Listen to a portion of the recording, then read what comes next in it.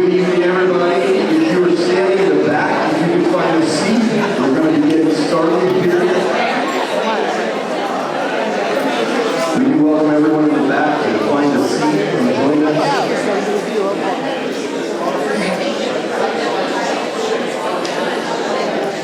We're reserving the front row.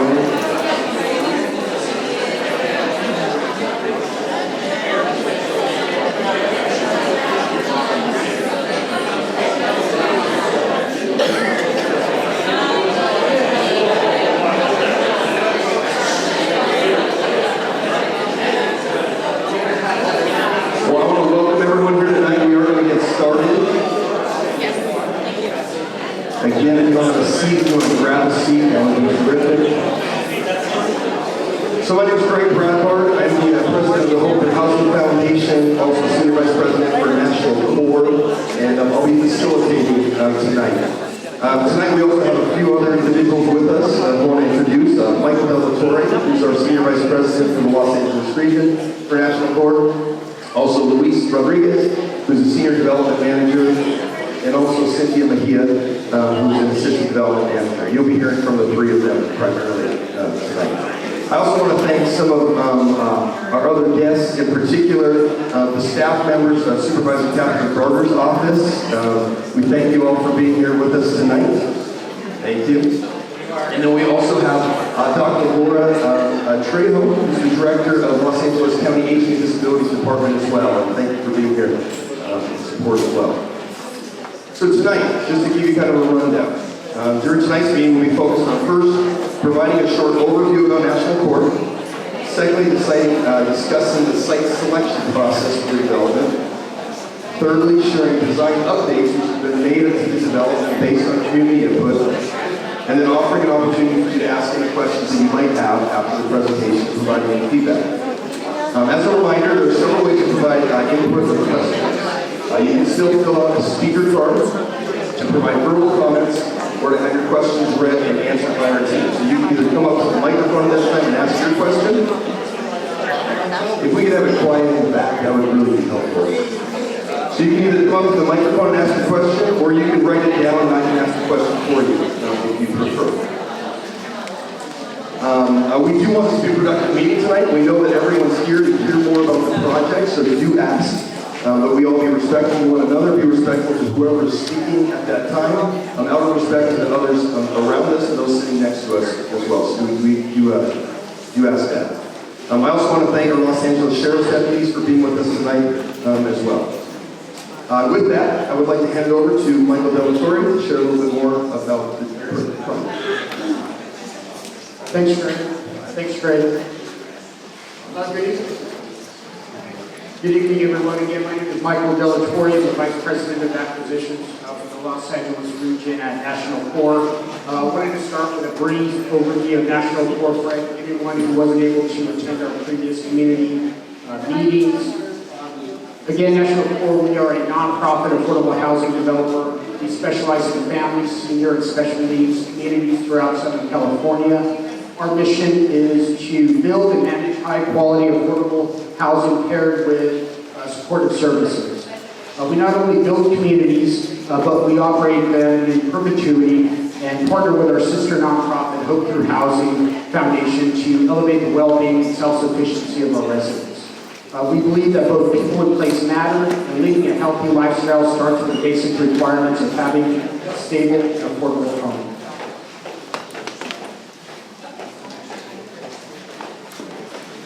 Give me a second just to make sure the slides.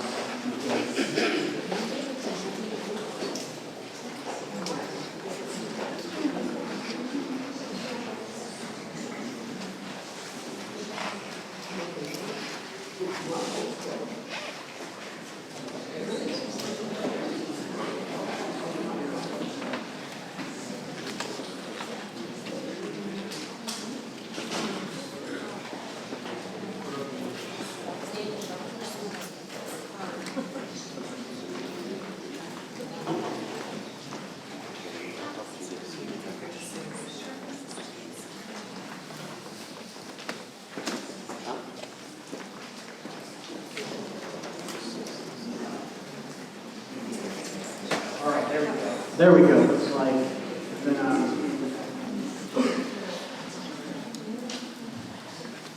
next slide. Sorry, we'll get going again.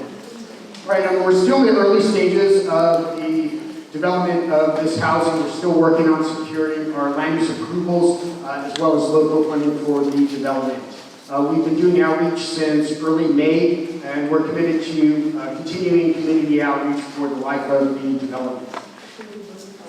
Moving on to selection criteria, one of the questions that we've been asked by residents in the surrounding cities of San Dimas and Listen is why do we select 740 East Foothill for the development of affordable housing? I wanted to kind of go through a minute and walk through 5 different factors that were considered for the acquisition of this site.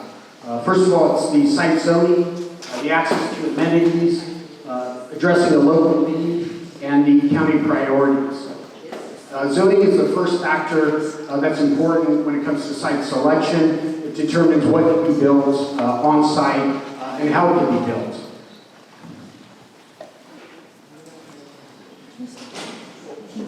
During the selection process of our sites, we ensure that our residents are supported through a number of specific amenities for the site.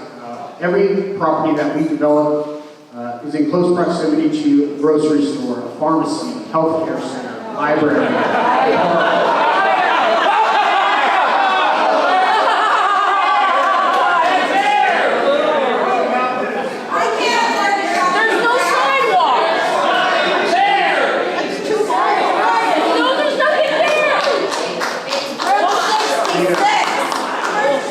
There will be opportunity for questions and answer after, so we look to continue our presentation and make sure that this is a productive conversation. Again, we're located within a 1 to 2 mile radius of these amenities. This map illustrates the 740 East Foothill site in relation to those sport amenities, in addition to other non-sport services such as shops in the area, restaurants, and shopping areas. The third factor that we'd like to cover tonight is the high opportunity gap.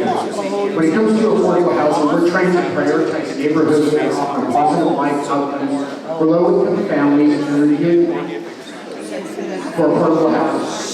Affordable housing has proposed in neighborhoods with low rates of poverty, high rates of adult education, high rates of employment, good job proximity, low pollution levels, and good school performance are giving higher scores and chances in order to secure funding. This is a high resource area which offers future residents the opportunity.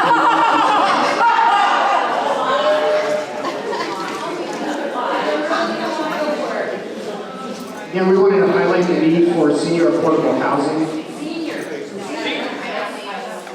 As we have discussed in the previous presentation, there's a need for homeless housing within Los Angeles County Service Planning Area 3, which includes the cities of San Dimas and Listen. According to the Los Angeles Homeless Service Authority, who conducts the annual homeless count and coordinates services for county residents, there's roughly 4,600 homeless individuals in Service Planning Area 3.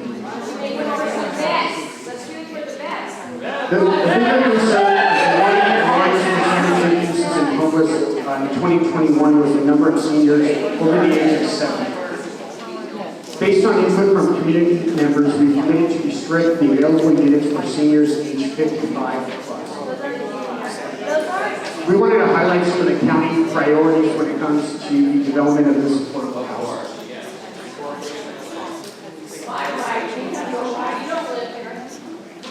LACDA prioritizes funding developments that were within unincorporated LA County, are ready to proceed with construction quickly, will serve special needs populations, and are within high opportunity areas. Based on the input that we received from the community, we've revised our design and site plan for 740 East Foothill. Here's the site plan. The first thing that we did was reduce the number of units from 54 to 43 total units. We've reduced the overall height. We've increased the setbacks and introduced a landscaping buffer from the single-family homes to the south of the property. We reconfigured the drive aisle to increase the distance between our building and the Montessori school to the west.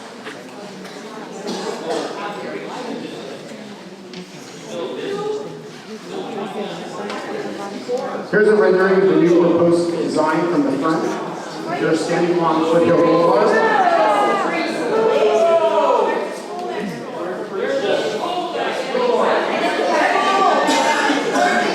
Ladies and gentlemen, if we could ask you to hold your comments. I think there's others in the room who would like to hear what Michael has to say, to hear the presentation and what's being proposed. And then you have the opportunity to make a comment once he's finished. So if you could do that, that would be appreciated. Thank you, Greg. We'll go on to the second view of the 740 Foothill building from Foothill Boulevard looking east.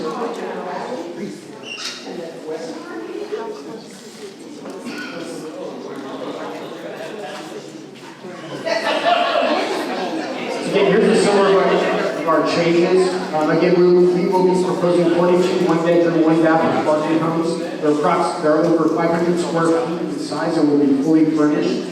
To serve our residents living in the housing, we've incorporated on-site amenities, which include a computer room, a computer lab, and laundry facilities. We also have passive and active outdoor spaces such as a barbecue area, outdoor tables, and escape seating areas. This is an example of some of our previous developments showing the quality of our homes.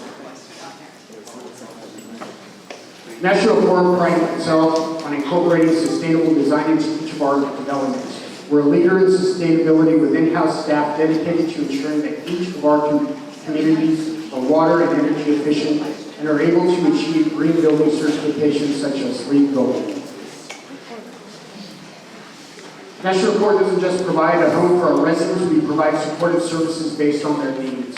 Our residents will receive access to county health services and an array of services from our in-house Hope Through Housing for the people concerned. Our goal is to ensure our residents are supported in every possible way, from medical services to programs designed to enrich their lives. To summarize the proposed changes, we committed to focusing on seniors 55 plus for a minimum of 55 years. We've reduced the height from 5 stories to 4 along Foothill Boulevard and 3 stories adjacent to the single-family homes in the rear. We've increased the rear setback exceeding county requirements, and we've added dense green landscaping and trees next to the single-family homes situated to the south of the property. We've relocated the drive aisle next to the school, creating over a 40-foot setback. Again, we're committed to these changes for a minimum of 55 years, and there are legal documents in place. There won't be any additional changes to this development. Some of the project benefits. The development provides housing for an increasing number of LA County seniors experiencing or who are at risk of homelessness. We're required to construct off-site infrastructure improvements such as the sidewalk and curb and gutters. Our developments are often catalytic, resulting in additional investments in the neighborhood. And there will be additional direct and indirect jobs through construction and operations in the community. Again, we're trying to further the county's goal to do housing in areas that promote health and well-being and help make a dent in the 90,000 unit regional housing needs allocation. Now, I'll turn this back over to Greg. All right, thank you, Michael. At this time, we'll shift to allowing some comments and questions as well. So if you've not filled out a comment card, again, in the back of the room, there's a table. You can fill out a comment card at that place. So the way it's going to work is I'm going to call the first individual. I'll also let you know who the next speaker is, so you can be on deck ready to speak. Now, there's a microphone over here, so when I call your name, if you come over to the microphone, ask your question. There is a 2-minute limit. We do have more in the front who has some cards to help us know when we're getting close to 2 minutes, so she'll be able to remind you with that. So I'm just waiting. Sandra, do you have those cards to bring up so we can start this?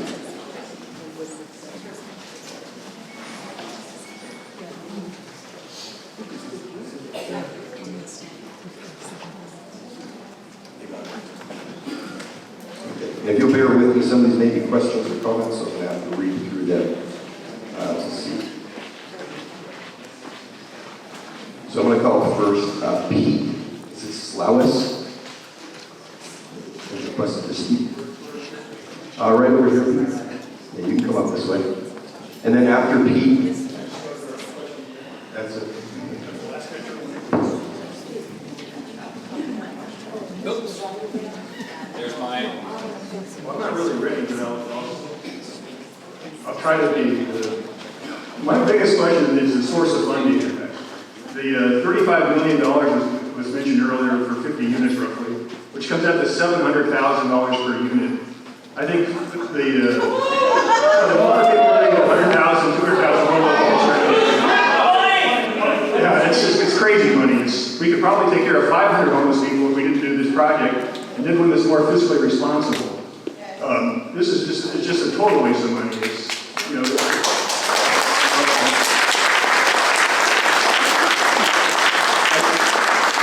I would like to see where the $7 million in currently spent in LA County. Where's the other $28 million or whatever the number is right now? Where is it coming from? And well, how can you justify not taking care of more homeless people than just these two elites? I'd also like to know, I've heard there's no elevators in this room. I'd like to verify this building. I'd like to verify there should be at least 2 elevators in any kind of construction that's 4 stories high for elderly. It'd be criminal if we don't. Those are the first 2 I started to write. I started to think, I didn't realize I was going to be the first speaker because I turned my card in this last. So I hope you guys let me come back and have more questions. That's great. If we get through everybody else, absolutely. But why don't we start with your first 2 questions, Pete? And Michael, Louise, you guys.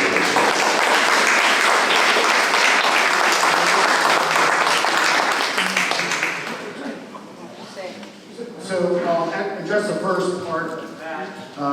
The building does have an elevator. Regarding the capital stack, One elevator? 2. right now it's 1 elevator. This meets all county requirements, building code requirements. Our capital stack includes LACDA financing, permanent and conventional debt. Regarding the cost per unit, right now we've lowered actually our total unit count to 43 total units, and so costs will be adjusting. This development is actually in line with affordable housing developments throughout the county of Los Angeles. Okay, next I'd like to call up Rachel Barbosa. Is Rachel in the room? Rachel can come up. And then after Rachel will be Linda S. Is it Jenner? Linda, are you out there? Linda S. Jones? Linda, do you know who you are? That's you? Okay, perfect. All right, you'll be up after Rachel. Thank you. I also wasn't expecting to go so early, but I appreciate it. Thank you, Supervisor Catherine Barter's team for being here, and to the National Court team for hosting this event. I also want to recognize the LA County Sheriff's host team. They are the team responsible for servicing the homeless individuals in the county, and they have a team designated to the city of San Dimas. Some of you remember me. I spoke at the city council meeting where I shared that I'm a 13-year resident. I live 4 blocks away from the proposed project. I'm a former county employee. I'm also a former city manager for a city in the San Diego Valley. My late husband worked for LA County Sheriff's Department for 30 years. So I come from a police family, and I have policy making and a family direct understanding of public safety in communities. I'm proof of that government assistance actually provided a foundation of resources for me to break the cycle of poverty in my family. I also come from a once homeless family, child from once homeless family. So some people in our society are not fortunate as I was, but if you understand when it comes to the mandates on cities and the county, on the housing units, affordable housing units that are mandated by the state that we need to provide, you'll see that that LA County is responsible for providing 340,000 affordable housing units, and the city of San Dimas is responsible for providing over 600 units going for affordable needs. I'd like to also say that what I find extremely disappointing and almost embarrassing is how some of my neighbors and rebel-rousers from outside of the area have bullied, attacked, and intimidated people to express support for this project and others like it around the county. I question their agenda of self-promotion and inciting fear across my community. Thank you for being here. Can we be Yes. Can we be respectful? She's almost out of time. Oh, we're gonna be respectful. And remind you that the last speaker also made some comments before a question as well. And the yelling doesn't intimidate, so you can keep doing that. But I really appreciate that when you show up to the protest, I'd like to see that energy and those hours of service being committed to the project and people that will be housed there. Thank you.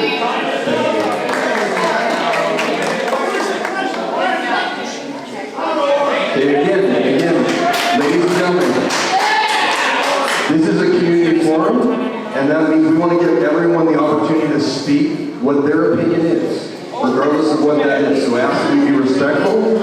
It's a comment or a question. So again, so now I believe Linda.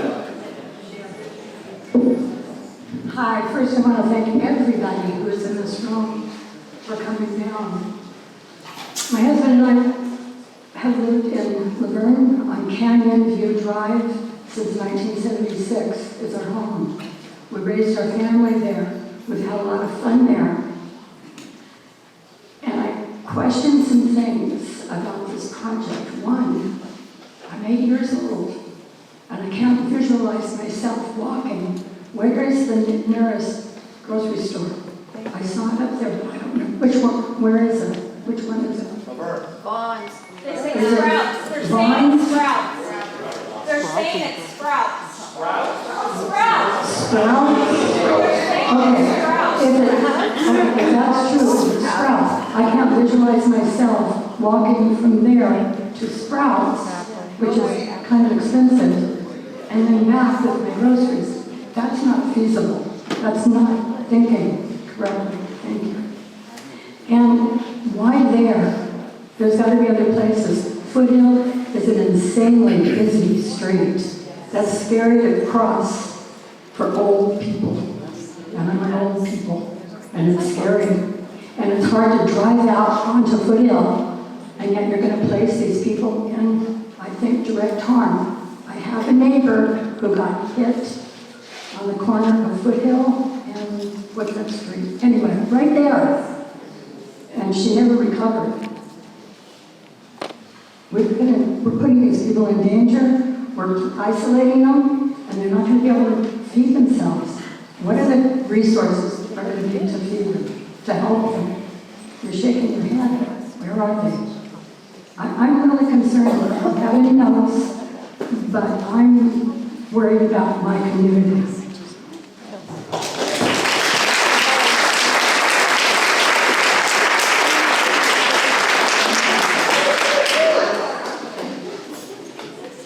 Again, part of the site selection, this housing will be in, within 1 to 2 miles of a few different amenities that we covered in our presentation. So a pharmacy, the grocery store, a park, a library.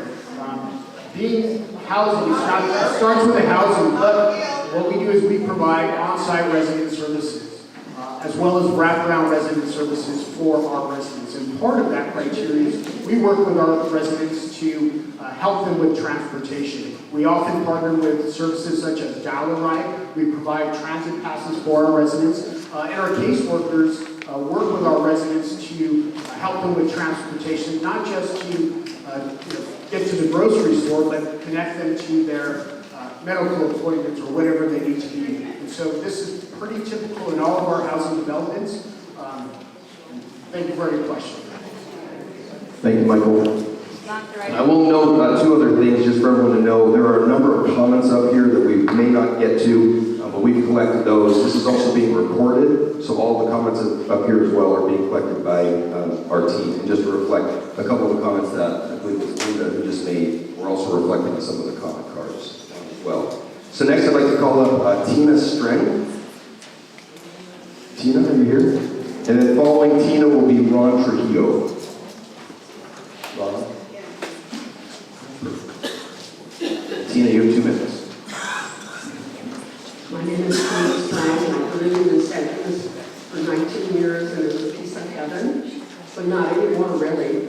I want to know, why isn't it cheaper to refurbish a building than to spend $35 million building a new building?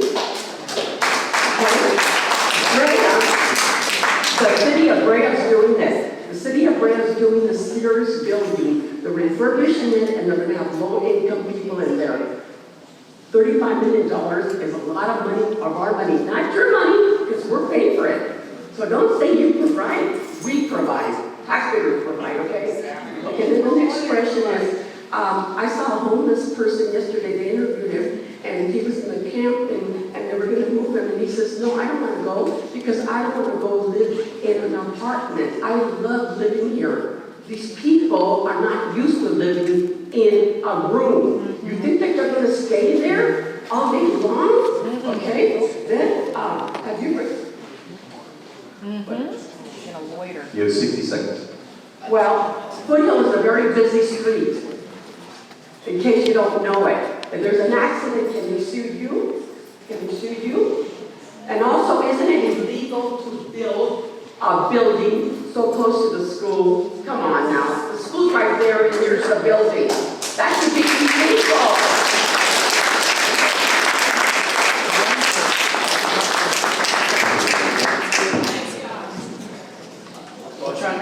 Just to address that, so I heard a couple of things. First, it's not illegal to build adjacent to a school.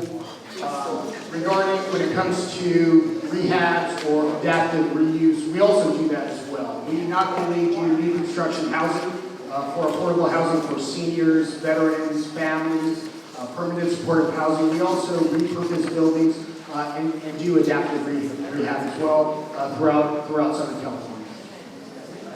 All right, thank you, Michael. Next we have Ron Trujillo. Got a question for you, start the timer. Does my timer include your answers to my question? No. So last question. You My have timer's done. 2 minutes. Perfect. Okay, so first and foremost, we start off with saying that none of us is questioning what National Corps is doing. We think it's a great project you're doing. We're just questioning the location, right? This is not a feasible location for this project. With that being said, when a proposed location is given to you, my question is, do you guys conduct a site survey prior? And if so, who does and when is that conducted? Is that your complete question? That's one of my questions. Why don't you keep going? Because that way we can track it too. Well, I have a follow-up question to that, so it's kind of important. Okay. Go ahead, if it's quick, if it's long. Filibuster. Sure, so your question was a site survey. Yes, and that's site selection. That's what we covered on our presentation. So there's those 5 key factors that we look for. Zoning, access to amenities, access to the opportunities, the local need, and county priority. Clarify, if someone physically goes out there, or are we looking at Google Maps? We have a survey, yes. If a person went on site, we have a land survey. And when was that conducted? I'd have to look. Was that before or after the first common core meeting where we told you it was 5 stories and you guys didn't know, and you went back and revisited? No, we had that prior to that. Okay, so get back to me on that one. So, Common Core says they're safe, to ensure safety, right? At 42 units, you guys have a 15% fallout rate. That's roughly about 6 more people you're going to be adding to the city of San Dimas and Laverne that are now homeless. 2022, San Dimas reported a total of 20 homeless people. So you will be increasing homeless by 30% year over year. Laverne reported 41, so you're going to be adding 6 homeless people every single year. That's a 15% increase. So what are you guys going to do to ensure the safety? Because some of these are on medication, some have mental illness. They're going to be walking up and down the street where there's kids, schools, and other businesses and children playing in the neighborhood. So what are you doing? Because your website says increasing overall property values and reducing law enforcement costs. How can you reduce enforcement costs when you're actually bringing more homeless people to the area? Thank you for your question.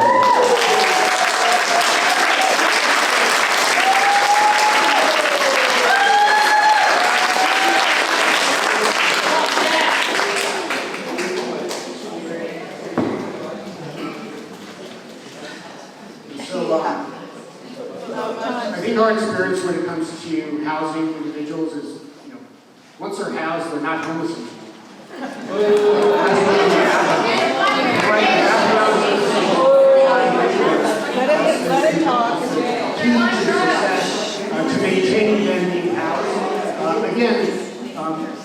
separates us from market rate developers, we're there in perpetuity. We have our staff on site every single day. We have on-site property management, on-site resident supportive services. Security is also very important to us. And we partner with local agencies when it comes to safety. What we found in our housing communities, it's actually a reduction when it comes to service calls from agencies like the sheriff. For the record, I was referring to the fallout rate. Okay, the next speaker we have is it Martin H? Martin? Okay. And after Martin will be Glenn Halls. Glenn?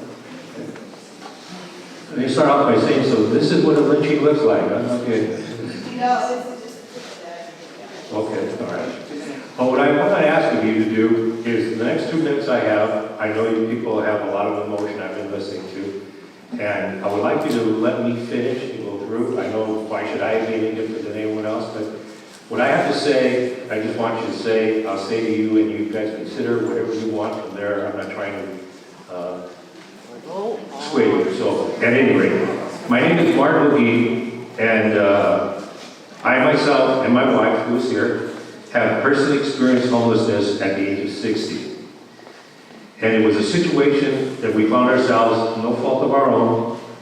Prior to becoming homeless, we had lived in our home for 35 years. The experience of homelessness was devastating for us, and it profoundly changed our lives. The stigma association with homelessness is unfair to those striving to regain their dignity. Without a home, one lacks the stability of foundation to rebuild their life.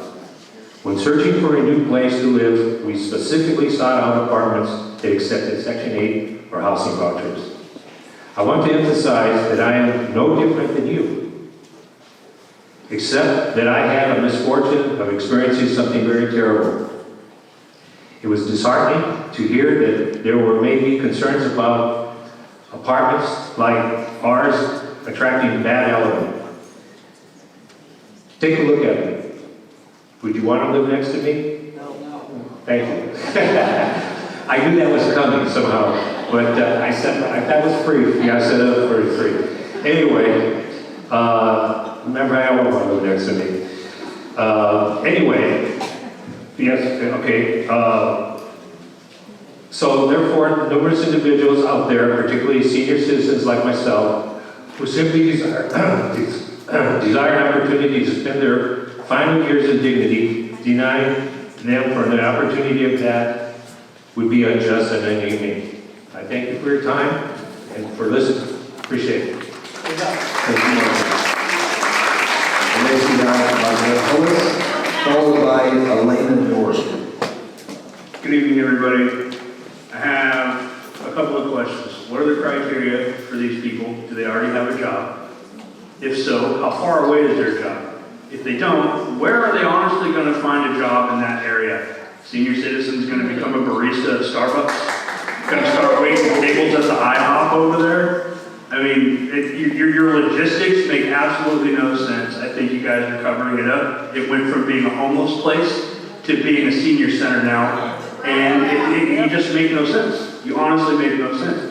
If you want to give people a place that lives close to possible jobs that would pay them well and help them move forward, there's a vacant piece of property just down the street here, right across the train tracks. It's been vacant forever, within walking distance of industrial stuff, where people can get a real job that pays them.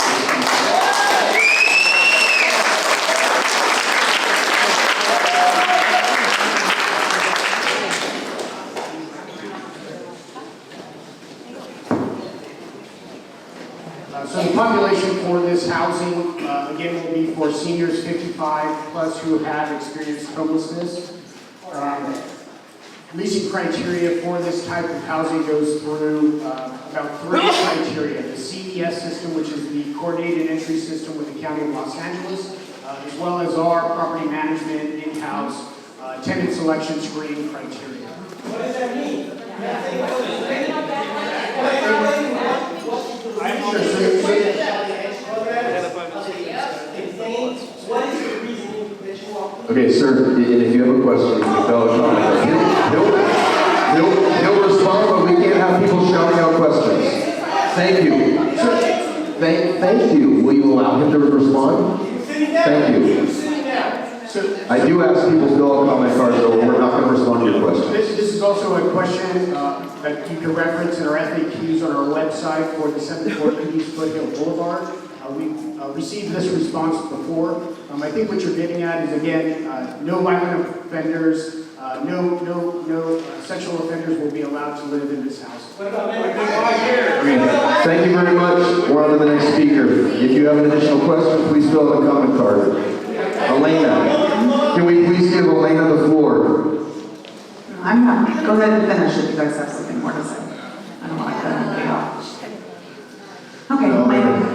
My name's Elena Nord. I'm a very concerned resident. I'm a mother of two, and my kids go to Ramona and Grace Miller schools. I'm very concerned that this location, first of all, I feel like you guys have preyed upon the small little part that's unincorporated San Bernardino County property, right smack in the middle of our really good cities that do a good job of making sure there's resources for our community members. And you're shoving something in that is not appropriate. It's not zoned for it. There's not proper parking spaces, and yet nothing in walking distance. But my real concern is that our kids are going to be walking by this facility. And if you want to really treat homelessness, you have to first separate out the mental illness and the drug addiction issues, so that you could actually, everybody would agree that we want to help others that are down and out in a proper location where it's appropriate for the community to help. However, this is not it. And when I asked if you guys were going to be drug testing people, it was very hard to get questions answered at your last Zoom thing. I noticed you skipped all of my questions because they were more questions that didn't fit your agenda. So thank you for doing this. This is appropriate. But I noticed that you said that they don't have to drug test to be part of this program. I think that's ridiculous. I mean, you're giving something for free. There's a give and a take. And you said, well, no other residents in the community have to drug test. They're also not getting free housing and sucking up our resources. You don't have enough resources.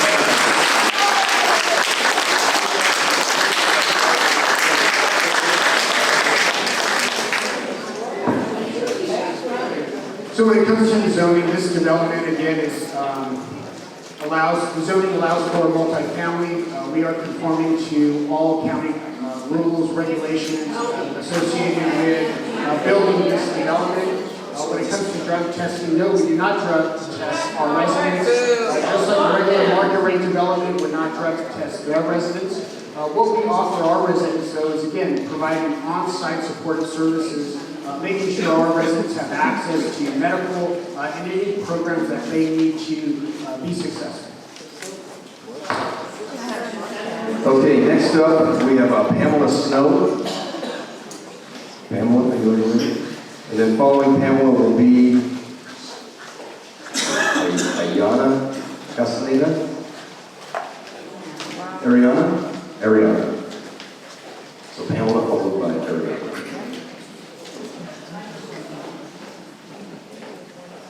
I'm Pam Snow. I've lived in San Dimas for 60 years. My parents moved here when I was 10 years old. I am a senior, and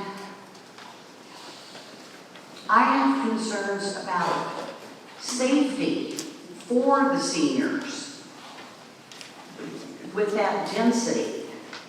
And also, I have a job working with seniors, much older than I. They range from 84 to 103. But, so there's medical calls a lot. Are the elevators going to be able to get a stretcher in there for patient transporting?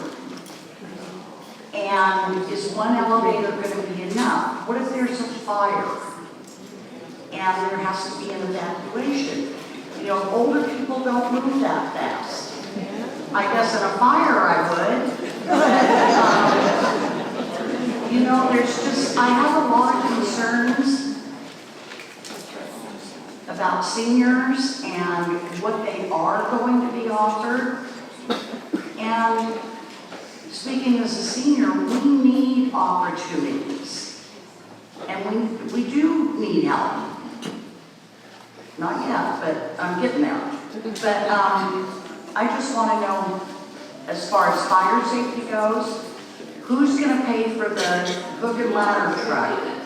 Is it going to be the city of Laverne? Is it going to be the San Dimas County Fire Department? I want to know about that. Health safety and fire safety. Thank you.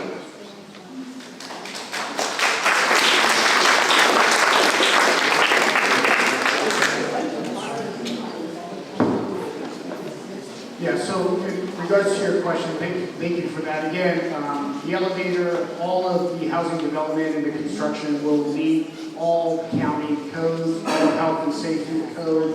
This will be developed, of course, meeting all of those requirements. The building will be fire sprinkled as well.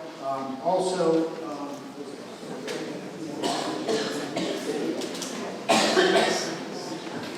so again, you know, yeah, and again, this project is located in unincorporated county, and those services are provided by the county. Thank you, Michael. And next we have Ariana Castillo. Hello, everybody. First, I would like to say that our community, about 95% of our community, is outraged by the location that you've chosen. It's completely inappropriate, just as a lot of other people are explaining, so I won't go into that. The safety of our residents and children, lots of children are going to be affected by this. There's about 5 different schools and daycares surrounding it. There's more schools, there's more children facilities around this location than probably anywhere else in our city. I would say that, I could speak on the majority of us here, we ask that you cancel this contract to purchase the lot and find a more suitable location. How many, my question, how many 100% supportive government housing facilities do you guys have now? And how can you say, if you have none, which I'm pretty sure you have none, how can you say that you know that this is not going to hurt the community?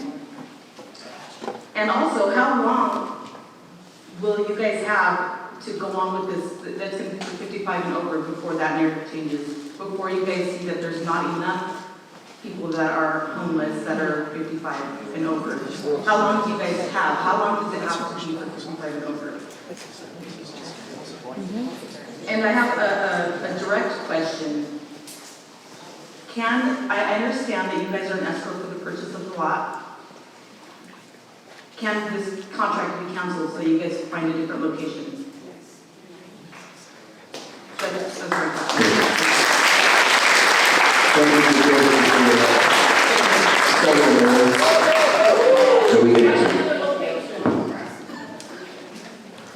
So again, National Core, we've developed over 10,000 units. Again, we develop affordable housing for families, seniors, and permanent supportive housing. The County of Los Angeles provides, targets permanent supportive housing right now because of the critical need for housing for these individuals. Again, it's close to 70,000 homeless individuals in the county of Los Angeles. Why is that? In terms of how long will it be senior housing for 55 plus, again, we will have affordability restrictions on the site for 55 years. At a minimum. Thank you. So next we have Sandra Macias. You didn't answer the question. What was the question?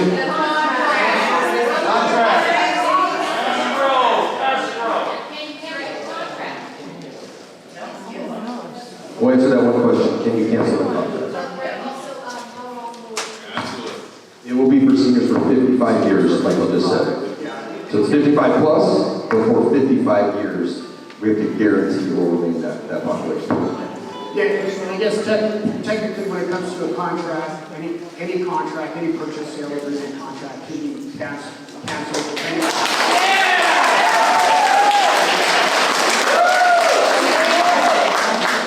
Sandra? Yes. And then following Sandra will be Barbara Morales?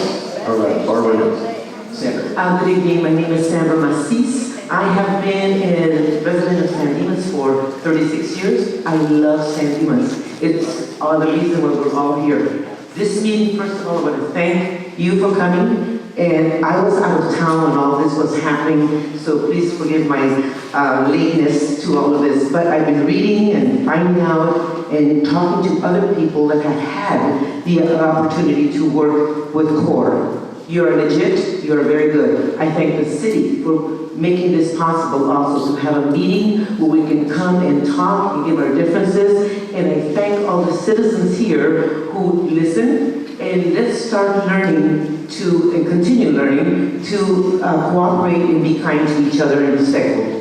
Question number 1, were any residents of the city of San Dimas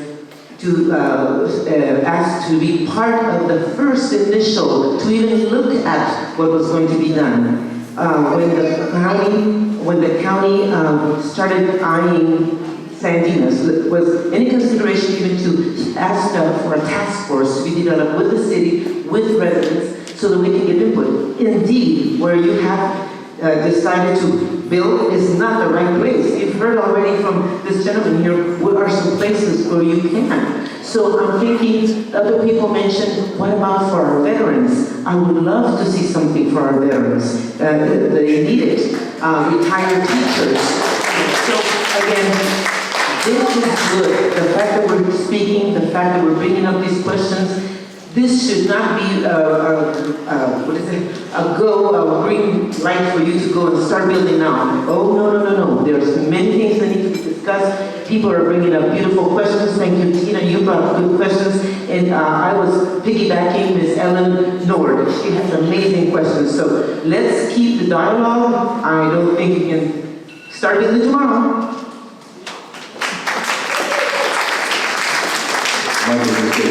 Sip of water. So in terms of residents, yes, San Dimas and Laverne residents would be eligible for this housing. Going through the CDS system, again, priority.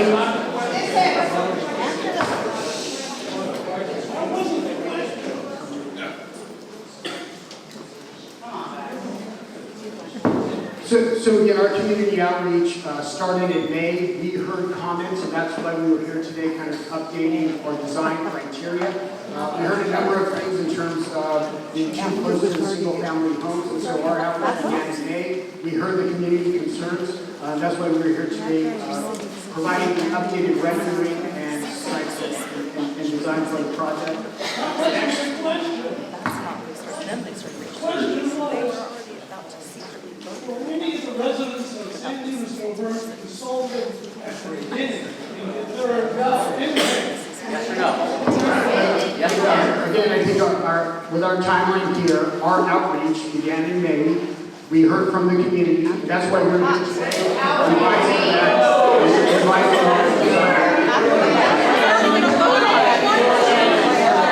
Okay, thank you. Next speaker will be Barbara. I do want to make one comment. Two of our speakers have asked about veterans. We do actually have a veterans project called Veterans Park, not far from here in Pomona. If you're interested in that, look that up, Veterans Park, which is specifically for formerly chronic homeless veterans and veteran families as well. So that does happen in some other places nearby. With that, Barbara. Thank you, everyone, for coming out today. I'm here because I care about my city, I care about all of you, and I care about the future of our children. First of all, I'd like to address that you said that they're 55. So does that mandate that if you're 55, you're not a criminal? You just said right now that you're not drug testing, they could have mental illnesses. We had a couple of years ago a lady that was murdered by a homeless drug addict right down the street at Lone Hill Park. She was stabbed to death, her dog and it was at 3 o'clock in the afternoon. This guy came on a bus, decided he wanted to kill somebody, came to the city of San Dimas and murdered his poor grandmother and mother. And I will never forget that. First of all, I've lived here 54 years in the city of Laverne. My dad's brother was the mayor of Laverne. My uncle's the fire captain of Laverne, so I know a lot that goes on in Laverne, San Dimas, all that. I am also a drug alcohol detox nurse, so I deal with the homeless. I deal with them when they bring the sheriffs. they have some really bad criminal offenses. I'm not judging anybody, I'm just stating the facts. When they come with the sheriffs in cuffs, we give them homes. We give them sober living homes. We give them EBT, we give them all those financial assistance. And a lot of them, not all of them, but most of them have a drug problem. I know, I medicate, I see it every day. They get out of the cuffs, they leave within 2 days, and they're back in a community, which is by kids in schools. And there's several pedophilias. They've also put sober living homes in Laverne and San Dimas up by Villa Verde and San Dimas Canyon that have not been shown or told to the community. These guys, personally, I know, I deal with them every day. A lot of them don't want to get off drugs. They don't want to abide by rules. They don't want a home. They don't want to change, and that's the problem. Again, you're saying 55, but 55 can be a criminal. And that's time. Thank you.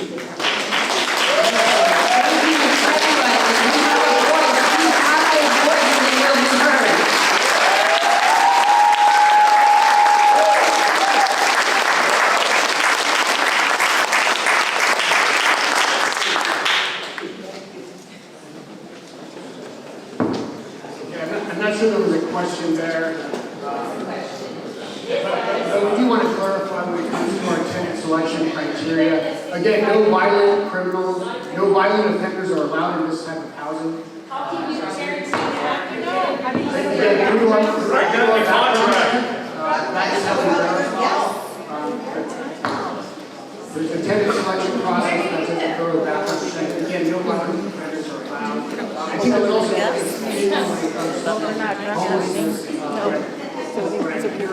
I'll be honest. Can we please listen to what Michael has to say? Individuals have to sign up and actually want housing. They have to go through a process, a screening process to qualify and actually want and seek out housing. And so, again, what we've done in all of our housing developments, 40 units, I will not be surprised that we have a list of applicants in the thousands trying to get into this type of housing. Thank you. And I do want to do a time check. So we were scheduled to go to 7:30 to 7:30 right now. We'll extend 10 minutes, so we can take a couple more questions. But we will be wrapping up. We're extending 10 minutes, and we will take a couple more questions. So was that Barbara? Was that Barbara? You accepted? You're Barbara, correct? Yes. Okay, great. So next is Danita Bettencourt.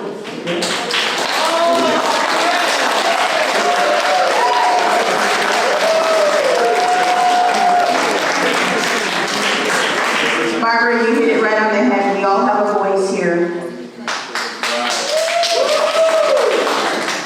The city of San Dimas and the city of Laverne have already submitted their housing elements to the state of California, which have been accepted. San Dimas will be building 1,248 units. Laverne will be building 1,343 units. And under the RENA requirements, a certain percentage of those homes must be low income and affordable housing. So there is no need for this project, number one. Number two, I wanted the residents to know that the owner of 740 was offered $1.2 million for that property, but turned it down. So how is it that National Core is a nonprofit company, yet they're offering much more than market rate for that property? Number two, why aren't we exploring the option of commercial buildings and or apartment buildings are for sale? There's an apartment building with over 60 units on Las Vegas Boulevard, right off of Laverne Avenue, east of Gary Avenue, and that building could easily be turned into units. Pomona has much more resources for homeless, regardless of the population, whether it's 55 or veterans or straight homeless people. They have Tri-City Mental Health, they have Pomona Valley Hospital, there's a bus system on Gary Avenue, the train goes through there, the Gold Line will be going through there. So there are many more locations that are more feasible and sustainable for long term for these populations. So these are the questions that many of the residents have asked in past Zoom meetings. And just to clarify that question, no, they did not consult any of the residents prior to this because escrow opened in November of 2022. They did not start conversation with us until May of this year. So this project has already been rolling. That application had already So we are at the point where we are going to start pushing hard. And if you don't want to answer our questions, we will turn it into a lawsuit where it will be demanded by the court.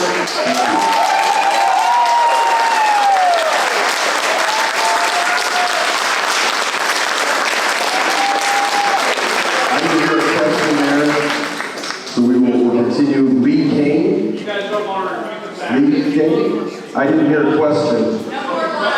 You also go against the facts that you vote. Is this Lee coming to the front? Thank you, Lee. After Lee will be Andrea Knox. Andrea? Okay, Lee. Hi, my name is Lee Kane. I'm the program director for the San Gabriel Valley Consortium on Homelessness. In the 22 homeless count, the senior homelessness is the #1 sector of homelessness that rose incredibly. I commend the county for choosing to put seniors in this housing. People experiencing housing are 9 times more likely to experience violence than to commit violence. Homelessness, I'm sorry if I said housing. People experiencing homelessness are 9 times more likely to experience violence than people who are housed. And people with mental illness are also 9 times more likely to experience violence than to be violent. So there's many misconceptions. I don't have a question. I thank you for being here. I live in Claremont. We had the same situation that locked in place. My business is in Laverne. And we represent the entire San Gabriel Valley through my organization. But thank you. Thank you. Appreciate it. And after Lee is Andrea. Thank you for coming today. I just have 2 questions. Can you speak closer to the mic? My question is, I'm trying to understand where you get your rents from if you're receiving outside funding. I understand that these are all going to be 1 bedrooms, right? So all the same, but everyone will be paying differently based on their income. So are you getting subsidized by government or some sort of other nonprofit? Is this Section 8? And if it is, what is the price you charge what is the price you're going to charge the government? And then my next question is, if one of your tenants doesn't pay rent, what is their grace period? What support do you provide them? And do you give them a 3-day notice to pay or quit? Do you evict?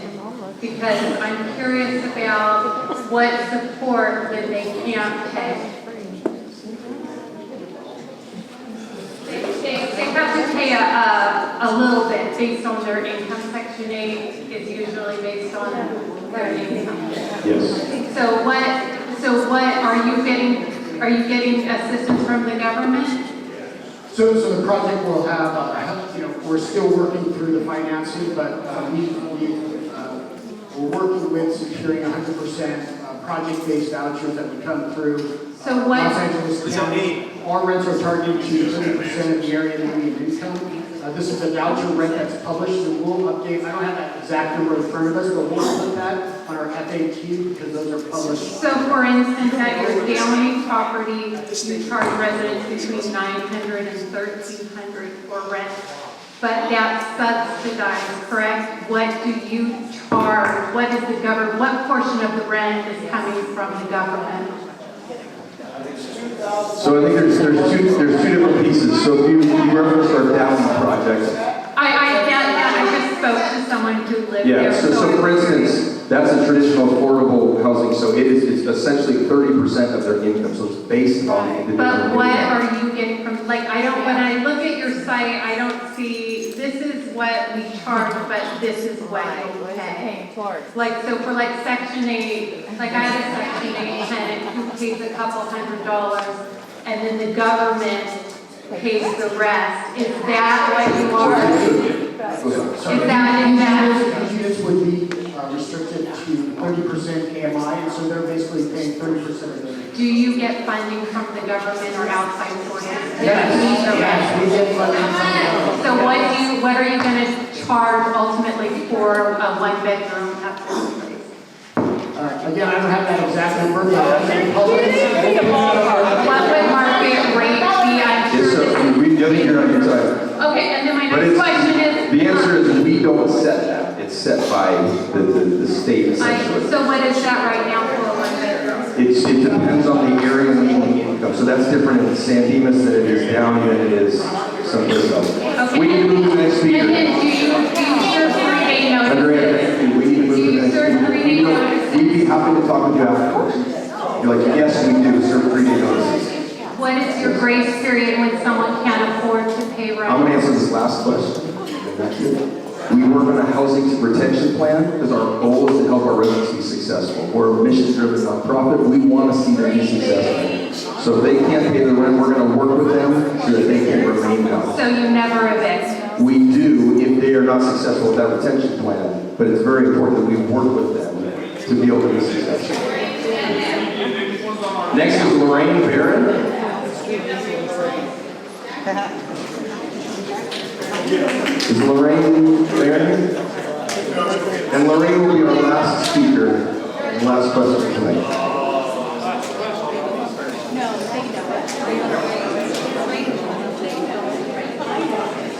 Yes, I would like to know why this project is located right next to an area that has been deemed high fire. My fear is exactly what she said. The people that are inevitably going to get evicted, they're going to settle up in those hills. That's a high fire danger area. And I live right there, right in the foothills, and it is never permanent in my backyard behind there. But my fear is if you evict someone and you go camp up there, they're going to affect my house and my whole block. Did you have a question, ma'am? Yes. Are you going to find a place to put the people you evict away from a high fire dangerous area?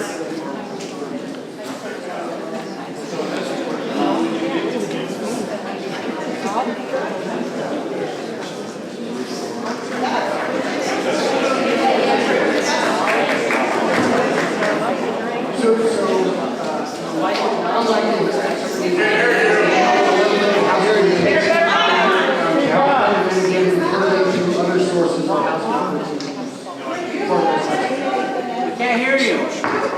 Change the microphone. So we thank you all for coming tonight. We appreciate the comments. Like I said, this has been recorded. If you have additional comments, you can leave a comment in the back of the room. We will continue to do community outreach.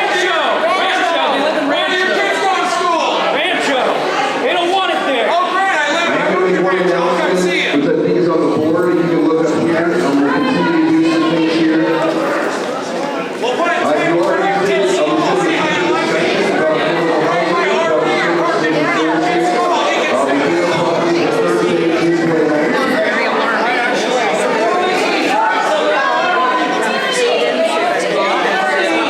Okay, everyone, we'll make an exception for the mayor. Mayor, thank you for being here.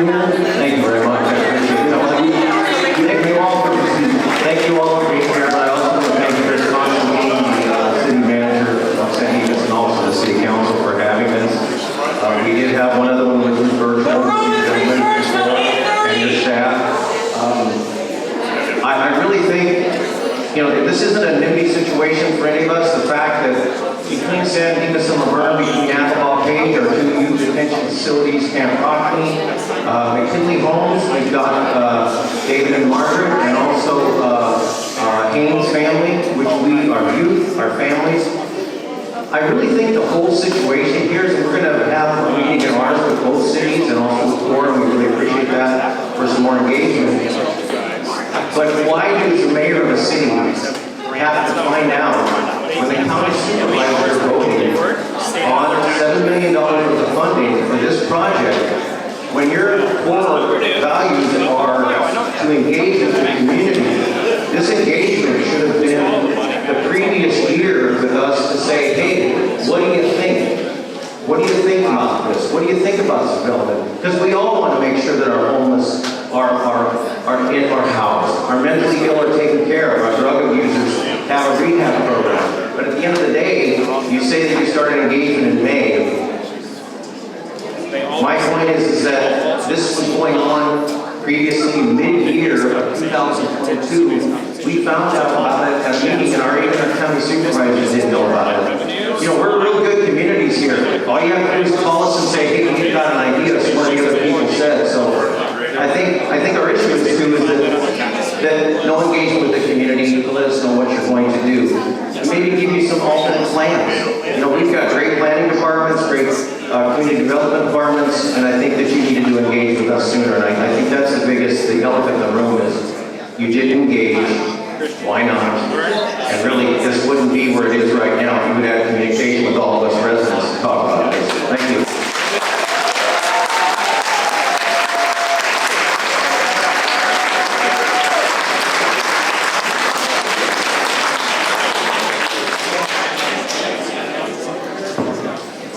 Yeah, so regarding outreach, again, this is our third community outreach meeting. We've also met with local stakeholder groups such as the San Dimas and Listen.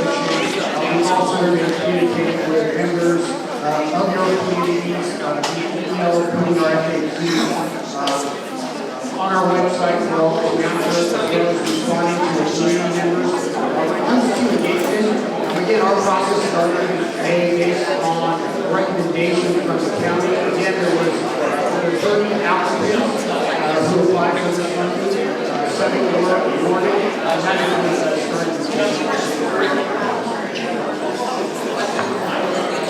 Being nice.